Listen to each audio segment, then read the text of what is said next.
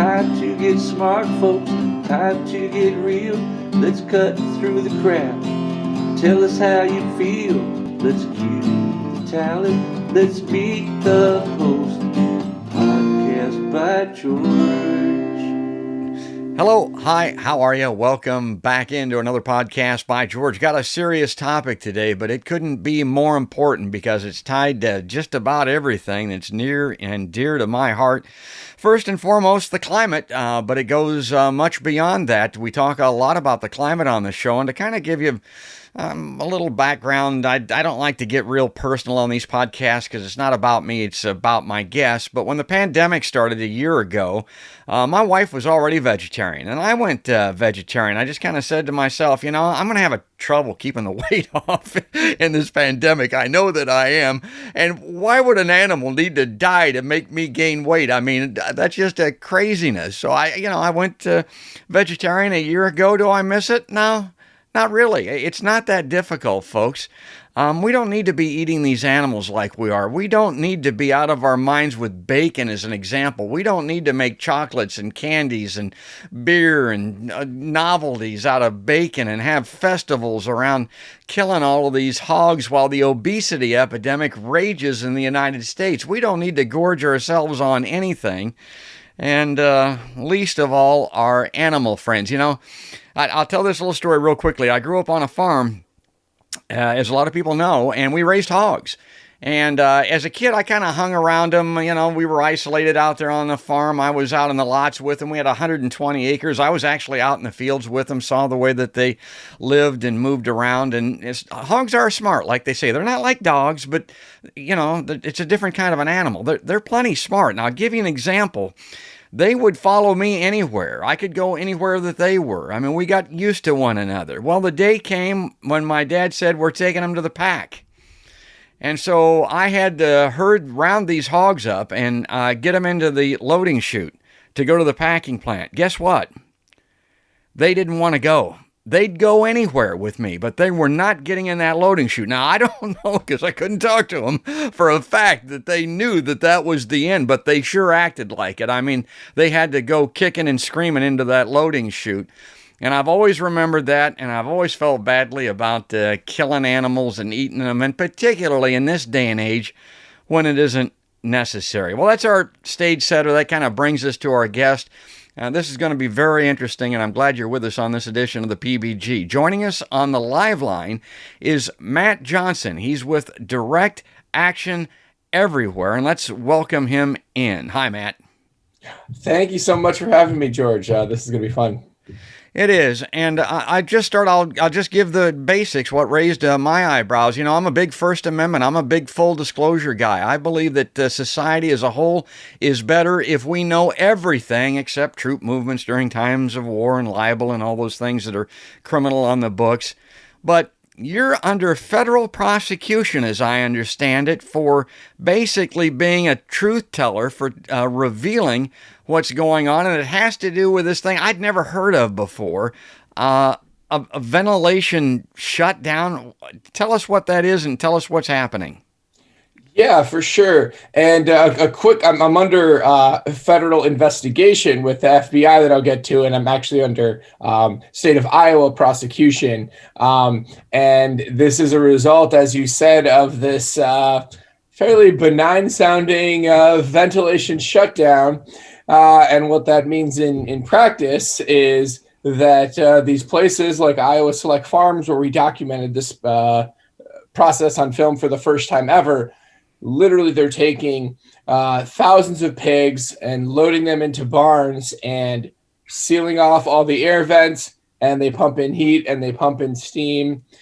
And it's the most horrifying thing you've ever heard or seen. I think is the apt way to describe it. If you listen to the audio that we captured, it's just, I mean, over, hours where pigs are, screaming. It just, if you envision the sound of like, what would it sound like at Times Square the moment after like a bomb went off and people were screaming, just that's basically what it sounds like. And take, that for 2 hours. So, oh my God. Yeah, it's no other, just try to describe it here accurately. I know it's really unpleasant.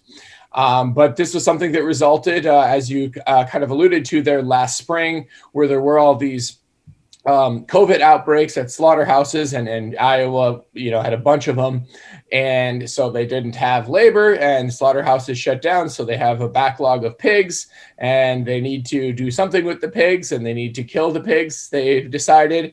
And corporations and businesses kind of do what they do in terms of speaking only the language of profit. And this is the cheapest way to go about it.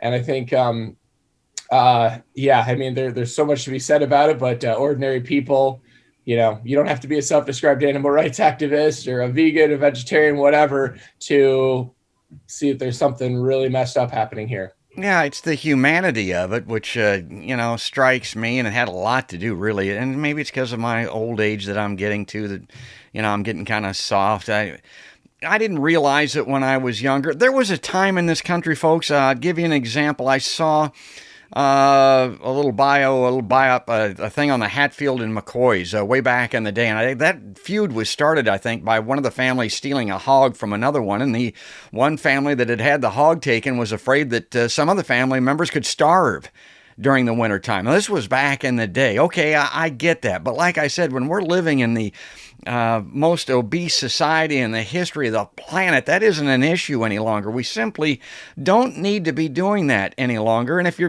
the humanity doesn't strike you, talking about the climate like I did earlier, I've just wrote down some statistics real quick, Matt. I know that you've seen these before.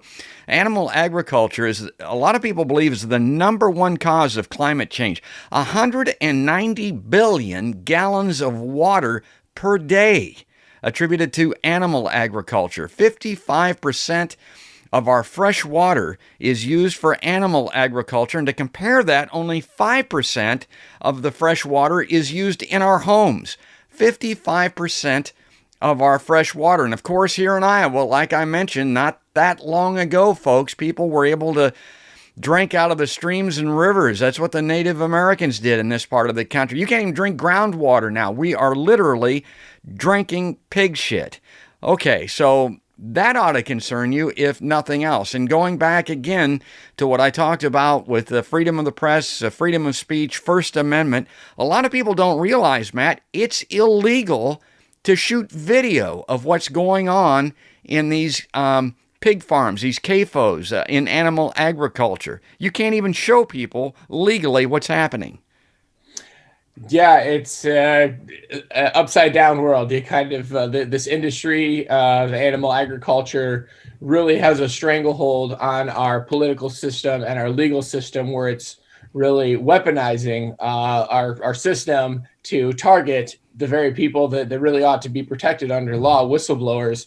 And what you're referring to is these so-called ag-gag laws that Iowa has now passed 3 different versions of, including the most recent version.